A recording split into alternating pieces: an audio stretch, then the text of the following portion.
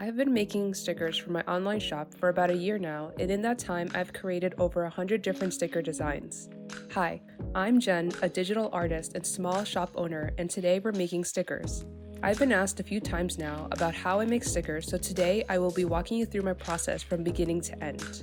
With over 100 sticker designs in my shop, you may be wondering, with that many designs, how do you come up with so many ideas? Well, I usually start off with an idea for a theme or a collection. I start broad and general, so for example, let's say I want to make some stickers that are birthday related. I take that idea and I make a list of activities or ideas related to birthdays, such as birthday hats, balloons, cakes, candles, etc. From this list, I'll take inspiration for sketches and see which ideas I would like for designs. With some sketches done, I will go to my iPad and use Procreate to draw out my designs. I almost always use a square canvas that is 3080 pixels wide by 3080 pixels tall at 300 dpi. When I have multiple designs that I want to create, I will also turn on the page assist so I can create all my designs on the same canvas and reference the same color palette.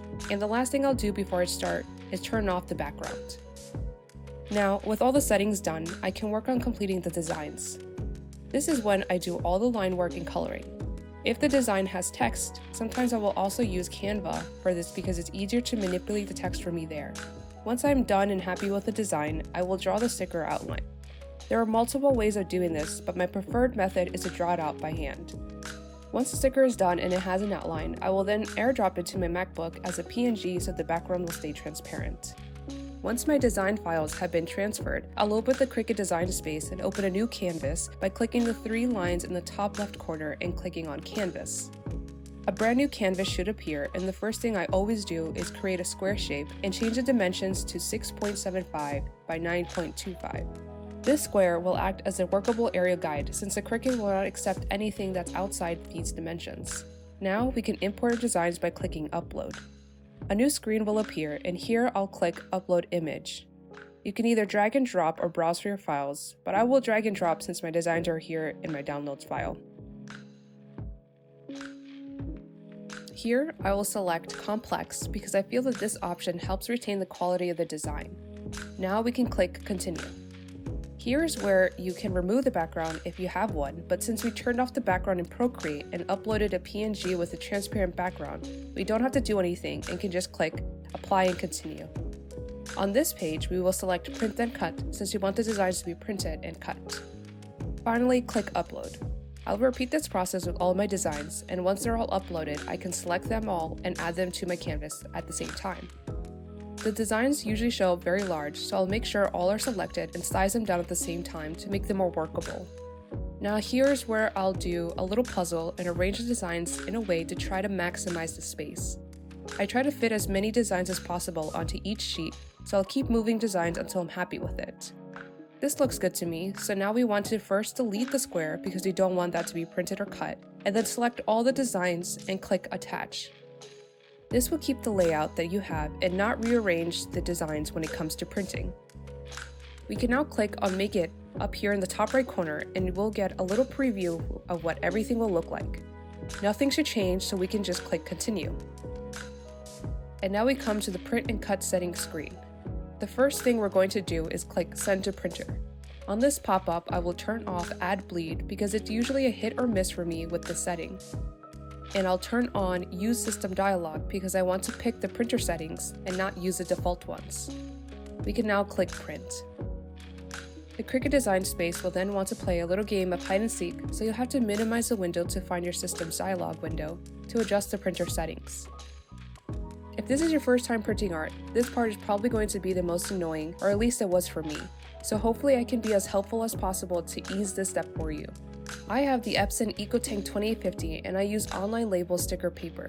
I will show you the settings that I use that I like best and discover through trial and error, and give you a point of reference so you can adjust the settings to your likings.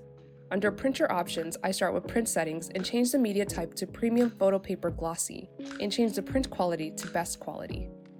The last thing I change before printing is still under printer options, but now under color options. Here, I will make sure manual setting is selected and go to the advanced setting and adjust the contrast and the colors all to 10. I found these settings by doing many test prints, so I would advise you to start here and make adjustments as needed to fit your personal preference.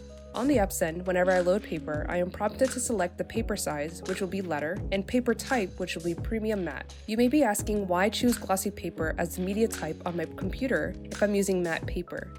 Well, sometimes with some colors, there would be some weird yellowing on the white parts of the sticker. I have found that doing this trick has prevented that from ever happening, but I would suggest testing out different settings for yourself if you're having any issues. We're ready to print our designs. So press print, and on the Epson, I get a warning telling me that there's a mismatch for paper type. I just click to continue and the printing will begin. The Epson is great for printing and is efficient with ink, but the printing usually takes a few minutes, so while that is happening, I will go back to the Cricut design space and select my cut settings. For stickers, I use the heavy cardstock setting. You can find this option by clicking on Browse Material and find it on the list or by typing it into the search bar. You can bookmark these options, which I would recommend so you don't have to search for them every single time. I'll also set the pressure to more to be sure that the blade will cut through the laminating sheets and sticker paper. Once the settings have been adjusted and the printing is done, we can move on to cutting. We will place the printed sheet onto the mat, making sure to align it with the top left corner. I will then take my squeegee and run it over the sheet to help secure it to the mat. Next, I will take my laminating sheet and cut it down to size to fit within the black registration line. If I go over them, the Cricut might have a hard time reading them and miscut the designs or not cut them at all. The technique I use to laminate is to peel off the tab off the top of these sheets and line it up to the top designs and within the registration marks and place it down. Then I'll fold up a small section of the backing and smooth down that small bit of laminating sheets. Then I put the squeegee into the fold and hold it along with the paper in my right hand. With my left hand holding down the mat, I will pull the laminating sheet and squeegee together across the sticker paper. And again, I will take my squeegee and run it across the laminating sheet to help secure it to the paper and remove any air bubbles.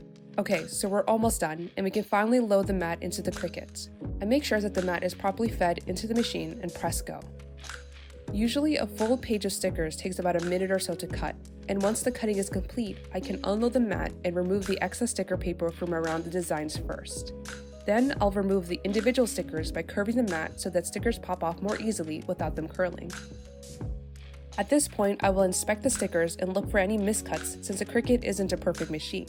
If I do notice that some stickers aren't to my quality standards, I will calibrate the machine as well as update its firmware, and I found that this has helped with most of my issues. With any miscut stickers I do end up having, I usually will collect and store them to offer at a discount price later on. And that's it. That's my process for making stickers from start to finish. It may seem like a lot of steps, but once you get the hang of it, it becomes a fun and easy process. If you found this video helpful, please leave me a like, and if you have any questions or comments, feel free to leave them down below. Additionally, don't forget to subscribe for more art-related videos, and if you want to further support me and my small business, please consider taking a look at my shop. The link is in the description. Thank you so much for watching, and I'll see you in the next one. Bye!